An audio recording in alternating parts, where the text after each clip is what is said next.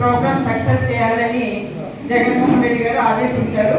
దాంట్లో భాగంగానే ఈరోజు నన్ను కర్నూలు నంద్యాల కూడా టాస్క్ ఫోర్స్లో కూడా రాష్ట్రంలో 13 మందిని వేస్తే నన్ను కర్నూలు నంద్యాల జిల్లాకి వేయడం జరిగింది.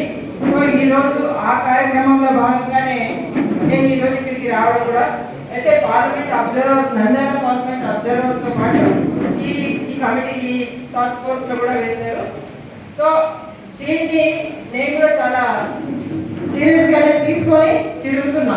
ఎందుకంటే రాయలసీమ అంటేనే రాష్ట్రంలో ఆంధ్ర రాష్ట్రంలో రాయలసీమ అంటేనే అన్నింటిలో ఫస్ట్ ఉంటుంది. సో అలాంటి రాయలసీమలో మళ్ళీ మన నంద్యాల కర్నూలు జిల్లా కూడా మొదటి ఉండాలని నేను భావిస్తున్నాను. ఎప్పుడప్పుడు కూడా రాయలసీమ నుంచి ఎక్కడెక్కడ ఏం జరుగుతున్నా కూడా నేను అప్డేట్ తీసుకుంటున్నా. ఈరోజు నాకు ఏ రోజైతే ఈ బాధ్యతలు ఇచ్చారో ఆ రోజు నుంచి కూడా రాయలసీమలో ఏది ఫస్ట్ ఉంది, ఏ జిల్లా ఫస్ట్ ఉంది ఈ కమిటీల నిర్మాణంలోని నేను తీసుకోవడం జరుగుతుంది.